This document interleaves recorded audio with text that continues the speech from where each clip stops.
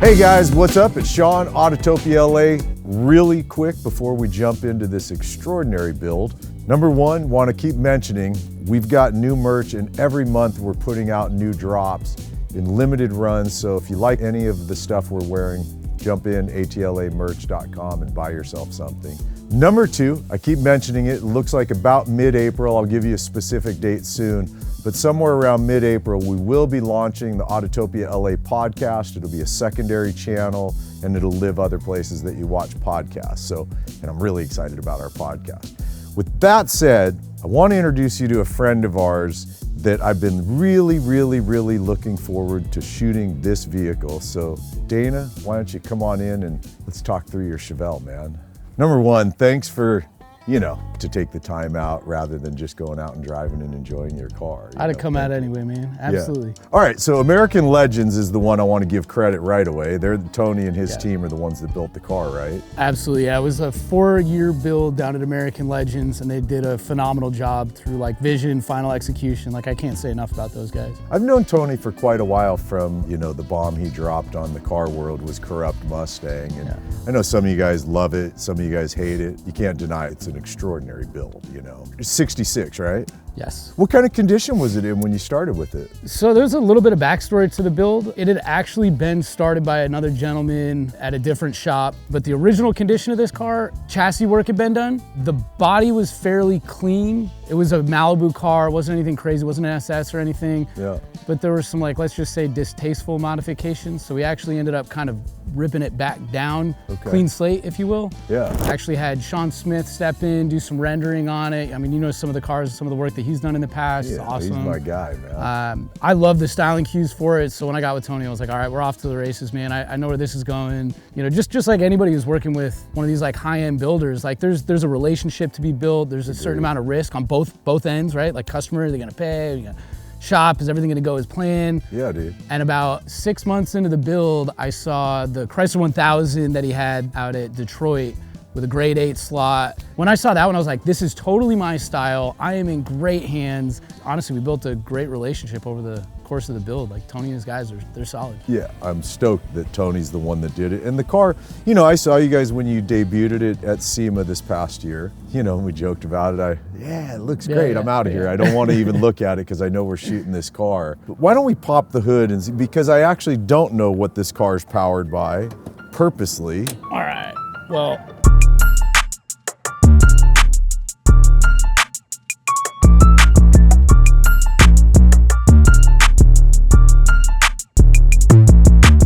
Badass. So it's a LSX 376. It's a B8. Man, it's pretty involved. So it's Edelbrock cross ram, dual intake manifold. We massaged it, relocated all the coil packs, so keeping it super clean. Also the firewall, obviously. 2 comp turbos, T3s. Not the biggest turbos, but I'm kind of in boost all the time. You should see the power sheet on this thing. It's just climbs at shelf. What does it make? I think we're running 6 pounds and it's on 91.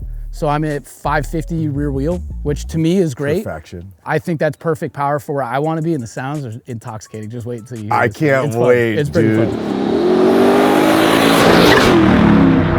But this cross ram is the centerpiece jewelry of the engine bay. It's beautiful. I'm really happy with how it kind of came out, the accent colors on it, the way you kind of massaged everything. It almost has a Euro, it's super clean and tidy. Tail wastegates, blow off valves, air, intercoolers are all down in the grill. Yeah. And this is an air to water system. So I've actually got a 3-gallon tank in the that's trunk mounted. So it's all kind of tidied up and clean. It's really fun. Tony, this is sick, dude. This is, because don't take this wrong way, either one of you guys, but the exterior of it is kind of simple. You know what I mean? Obviously, bumpers tucked and da-da-da-da. I know there's a lot done to it. I actually know more about simple, which is a lot harder to do than, look, we cut the whole car apart and rebuilt a new car. This is totally blown away. You're stoked, aren't you? I was cheesing on the highway the whole way here. Thing drives, it's super reliable. I mean, for one, I can't help but just notice all the piping here is so clean. Yeah, it came out great. So what do you mate to transmission on the car? It's just a 4L75. You know, we're messing around a little bit with like some shift points and stuff, but I think we got it pretty well sorted. Yeah. When you bought the car, there's some elements that you adopted along with it, got rid of the engine, kept the transmission though. That's exactly what happened. So, you know, like I talked about the body chassis, some of the things that we inherited with the project was, it was kind of Frankenstein LS1, but we had to crack into it and there was gonna be a significant amount of time just going through what was there for reliability and everything. I said, let's sell that thing, get a brand new crate LSX in there. We did end up keeping the new 4L75, which I'm happy with for this. Like, this is gonna be a really fun, this kind of show car, kind of cruiser. Yes, it has plenty of power. It's gonna be an awesome car to drive, but like, this meets what it is that I'm looking for this car to do. So I'm happy with the way I get it, dude. I'm guessing Ford 9-inch out back? Yeah, Curry 9-inch. Curry, nice. Yeah, love those guys. Okay, some other mechanic. I'm so thrown away by this car right now. Thrown away, blown away, thrown off.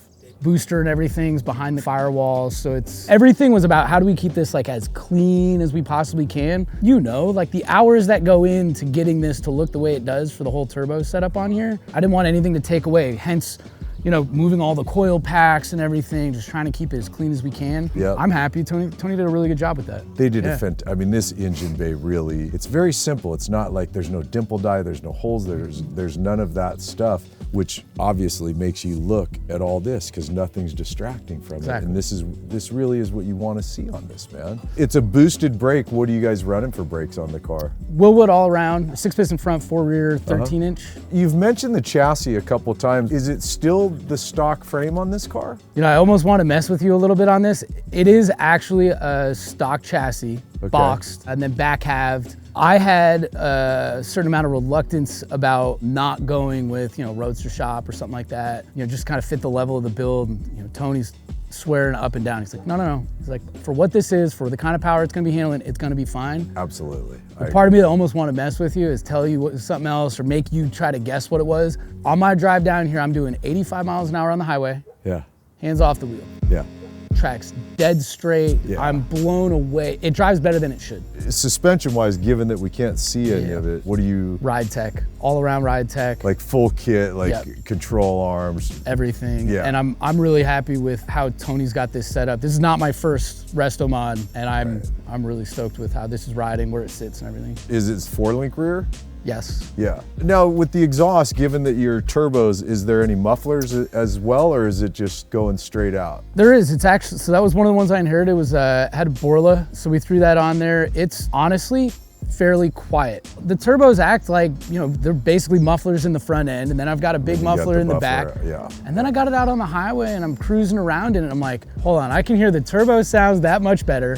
I can have a conversation in the car. I'm like, you know what? For the cruiser, this is right what I want. I'm stoked with it. I'm not even putting dumps on it or anything. What are the wheels? Because these are super bitchin'. Are they carbon barrels? Yeah, I'm really stoked with how those came out. So it's avant-garde F420 wheels with a carbon barrel, so it's a 3-piece wheel. We did staggered, right? So we're 20s and 19s. I believe we're 19 by 9.5 in the front and 20 by 11. And I had just the slightest bit of rub when we were at the last show. So we dropped down to a 245, 35, 19. We've got a 325, 30, 20 in the rear. The secondary colors kind of from the Cerakote that we've got on like the bumpers and stuff like that and under the engine bay. The burnt bronze kind of ties in. The power on this thing is kind of wild. Like, you got to be a little careful with it. Like, we actually just dramatically toned down how responsive it was, like the actual pedal movements. And it's still from a light, like you blow on that pedal. The dual throttle body's like, it's right there. It's so fun. Is this Sean Smith design elements, or is this all Tony, or a combination? Sean Smith laid a hand with like the rendering of it all, but I think this was pretty well conceived by Tony. I mean, I know you've seen some of the other stuff he's done, like the Chrysler, for instance. For sure. He's done some pretty cool stuff. So he actually did all of this in-house. I mean, I guess start at the beginning. So like the last like 8 inches of this car was like lopped off. The quarters are extended lower, pulled out. All of these angles have been sharpened all around. The deck lid's been modified. This channel that has this light kit in it is all handmade. It wasn't 3D printed, so this is all handmade out of metal. So that was all done by hand. Obviously, bumpers entirely custom, fabricated. So he That's printed. a full handmade bumper. Yeah. God damn. So this was all Tony, scanned in. goddamn, dude. Sorry to, bro. What do you think I said when I walked into the shop and Yeah, saw it? you had to be Yeah. stoked. God, that's crazy to think they take off that much, extend this, but it's so right. It's like, oh. I'm sorry, you guys. I'm really super fired up about this because the little bit I've seen the car, I've only looked at the subtleties, not the details, you know, so. Yeah. So, I mean, you know, so obviously sharpen all the lines, flush mount glass, front and rear. And I remember I even had some concerns when you get to like, you know, like the window areas. Like obviously the car's on poppers, there's no door handles, there's no mirrors on either side, there's no drip rails. I noticed that. I know you like a good grip. I do. I'm going to give you both a little green. No, I'm just kidding. So I like door handles. I like side view mirrors. So what? I have my own thought process on that as well, and I brought it up to Tony. I'm like, I kind of like having a door handle on a car. I don't know how I feel about not at least having like a driver's side mirror. When we kind of step back and look at like, well, what is the vision for the vehicle? And the whole piece was like, it was modernizing it, but we wanted to keep the original lines. Removing those things accentuated the parts of this car that made it what it was. I hear you. Putting it on poppers actually made sense, and yes, I've got manual releases. And you know, there's, Of course. right? No, So of it's always well course you thought out. would. Of course you would. Also, the amount of wind noise reduction from getting rid of all that stuff, super Dramatic, smooth. Yeah, yeah, it's nice. That's bitchin', and I like getting rid of the vents across Yep. here, the windshield wipers. You don't need windshield wipers, you ain't going in the rain, you got other shit to drive, right? The other one for me oh God, this front treatment. Yeah. You've gone so ballistic on this car, Tony, yet so subtle. The front grille on this, right? Like that's probably one of the first things that sticks out. It's like on a 66, like that was kind of I mean, I have a lot of respect for the classic stuff, but chintzy, right? Like it was, so this is all laser cut. And then obviously the carbon fiber front splitter, the rework grille, the inserts on everything, Dapper headlights. And so these vents down here, this is all feeding air for turbos and intercoolers and. The cutouts are turn signals in there right now. Really? Yeah. Oh, Yeah. wow. And they do all this in-house, don't they, at Yeah. American Legends? In fact, actually that's one thing I think we just walked by, but the hood louvers, the vents, so like this, again, in line, like how do you modernize what was there? The original 66 had on either side, right? The fake hood vents on either little slits. Oh, yeah. But now we've got, you know, twin turbo setup. We're making a little bit of heat under there. Like, you know, how do we get the So now you pressure? can get all the air out. Tony's now doing in-house billet. These were then cut out of billet. All of those cut in there. They did all that stuff in-house too. Sexy, sexy. Yeah. What's Yeah. do you know the color, or is it? It's a custom color. I course. agonized over this because Tony's done some like really cool grays. It was a little bit of a debate back and forth. And I remember I was up at Hot August Nights with the Road to Reno guys with John Henson and that crew. Yeah. And I remember seeing in like the big display in the toy hall, they had this like gray truck and it was like a 7-figure car and people were walking by it to go look at something else next to it. And I'm like, let's do this thing some justice. Like Tony deserves every bit of credit that he can get for this car, and it needs to show properly. For sure. But if we're gonna do a red, it has to be the right one. It looks great, and it looks great in all different settings. Like The color's beautiful. fluorescence dude. at SEMA, direct sunlight, in the dark, it flops super hard. I stand back and geek out about this color on a regular basis. No, it's good. It's cool. I'm a sucker for red anyways, but I mean, you can tell it's like a custom blend color. All right, let's go inside here.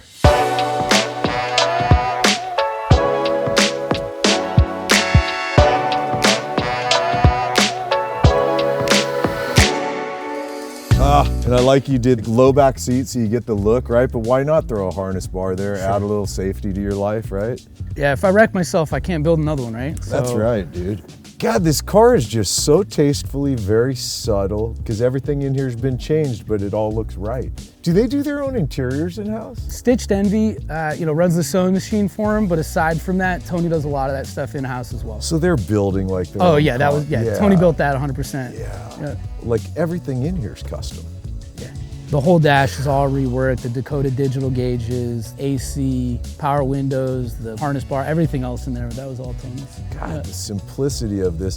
But I love that you put the door poppers at the corners like this, window down, boom, pop it, and then obviously Key you fob gotta pops, yeah. Yeah. There it is, slick. God, this is so tastefully done, man. I like spark wheels anyways, you know, but the amount of obvious billet sometimes is a little much to me. To go black like this and make it more subtle, Well, I'm out in Vegas, you know what I mean? So the direct shiny billet gets a little bit hot, so we did a custom wrap on it. Functional 2 center console. God dang. And you probably have kick-ass audio in here. There's a couple speakers, yeah. I mean, you know, it's late night at the car meet, hanging out in the lot with the guys, but personally, I'm gonna listen to those turbo sounds all day.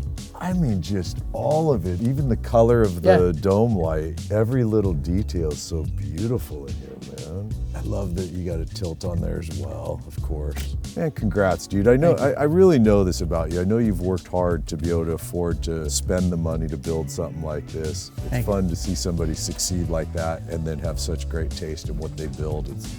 Let's go drive, man. We're gonna go for a drive. Let's do it.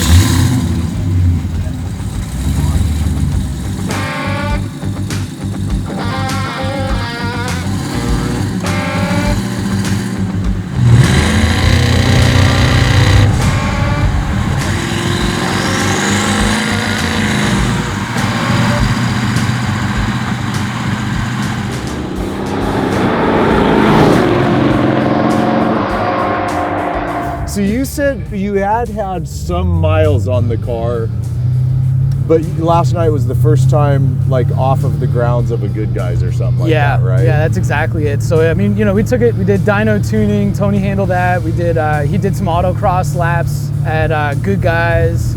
I drove it around when we picked up some, you know, awards out there through the parking lot and stuff like that. But last night when he got into California, you've just basically idled the car. You haven't actually driven. That was when he got it into California last night. That was the first time I actually hit public roads, and I'm just geeking out on turbo blow off sounds. And dude, the idea that you started this with somebody else, they made a mess of the car. It was somebody else's project. Somebody else had it at a different shop. I bought it off them when it came to Tony. Misunderstood that. I got it. So the car came over to Tony, then that owner sold off the build to you. Yeah.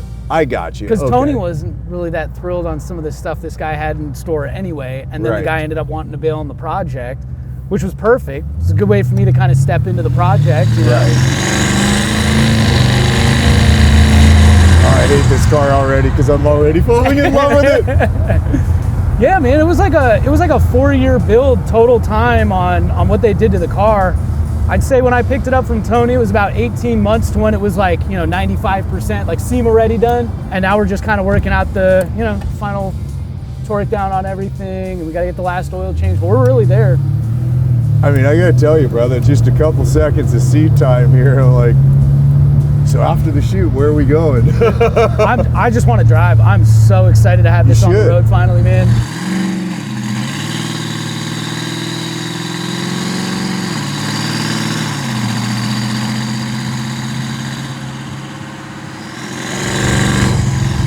Oh, the nice little blow off right there. It really feels so well planted on the road. And you're right, you know what? Now that I'm getting used to your brake pedal at a low speed, it doesn't bother me at all. It just feels like a manual brake.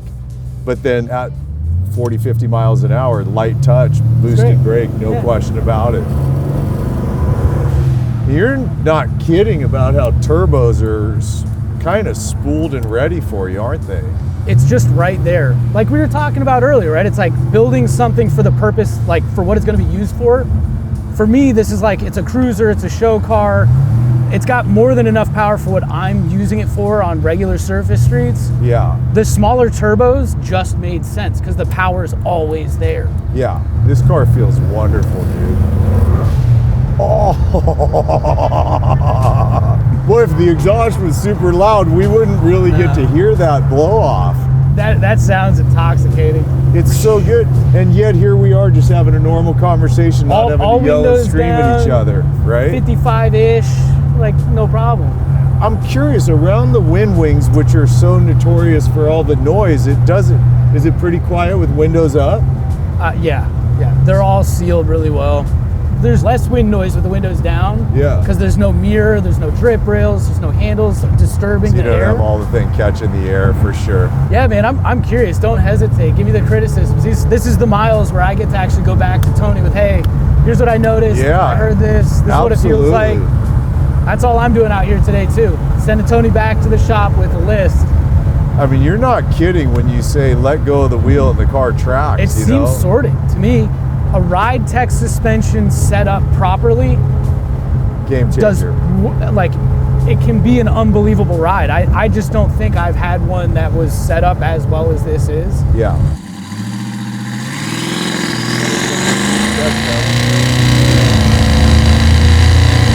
And that to me, dude, I don't know if I was a quarter throttle and we just picked it up to speed like that. You know what I mean? I got to figure out where the brake loose point is on it. Shift points are nice that it does kick down. Like it's right there. He was just messing with them last week. Yeah. I was starting to ask you custom car wise, but it sounds like you're newer to the custom world, I suppose. Yeah, I think I got my first 1970 Chevelle. It was pretty classic plus looking. That was probably like 3.5, coming up on 4 years ago. Love that car. It was great. It was like a built LS7. Kind of learned what I liked, what I don't like, and fortunately or unfortunately kind of got plugged into the scene. You know, John Henson and Ken Johnson and you. And the more I learned, the more I wanted to get farther into it. And that's when I stepped off to build Phoenix, the 66 Chevelle we're here with now. Yeah. And I'm stoked. You know, American Legends did a great job. It's been an awesome experience, but I'm not stopping there. I actually like what you're doing in the sense you've picked, in my opinion, two really wonderful builders, you know. I mean, I think we've shot 5 or 6 cars with Dustin now, and I've been very vocal about what a fan I am of him. Yeah. And then Tony's one I've been looking forward to. What does one of his cars drive like? They look bitchin'. You know, I know he's always winning awards or he's one of those guys. Yeah, Tony's got a lot of like, you know, like if Tony's building it, it's gonna drive. No, he gets it. He definitely gets it. Yeah.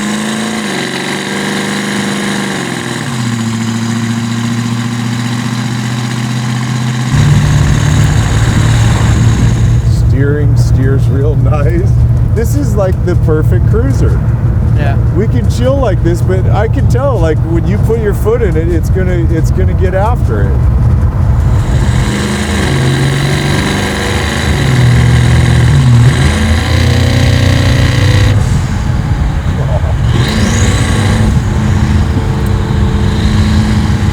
It's hard not to have fun. Even just chilling like this, man, it's my favorite part of the automotive space is this. The classic looks, the charm and sex appeal of it, and yet total modern drivability.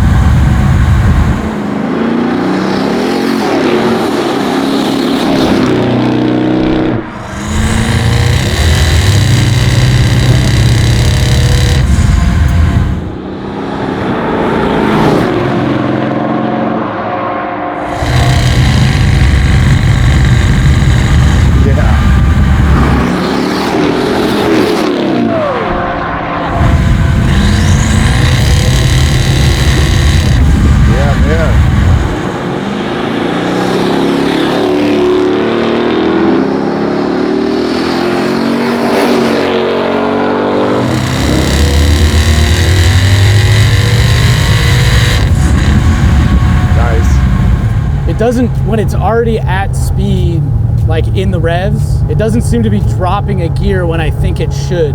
I noticed that. Down low, the switches are great. Yeah, yeah. But I think it's like the 4th gear back to 3rd or something. Yeah. There's something in there that's a little off.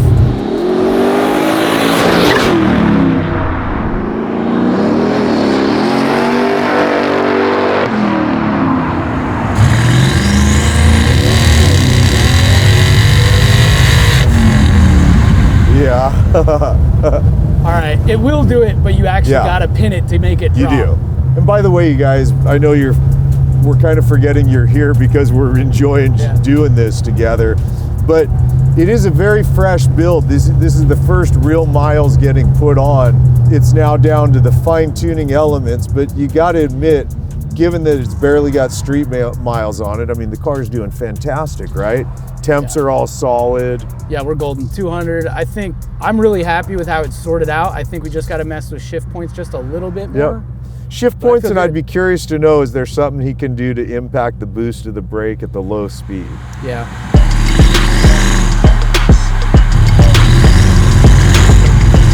Oh yeah? Oh, the blow off is sick. A little more. Oh, dude. That's sick. Hypothetically, I'd be getting like 25 miles to the gallon, but I think I'm just gonna listen to that sound and settle for 15. Gotta hand it to Tony and American Legends and his whole crew. I mean, in my opinion, they really knocked this car out. Sure, there's some subtle little tuning to be done, to be expected, but given that this car has almost no miles on it, we just drove it the way we did, enjoyed the hell out of it. Planted, braking, everything nice, the sounds, hearing the blow off of the turbo. Very well done, very tasteful. And it's fun, as I've gotten to know Dana, to see Dana so excited and having a great time getting to drive that car down the road. So I hope you guys enjoyed this one today. Thanks as always for hanging and watching. Watch out for new merch, watch out for the podcast, and I'll see you in the next one. All right, you guys, later.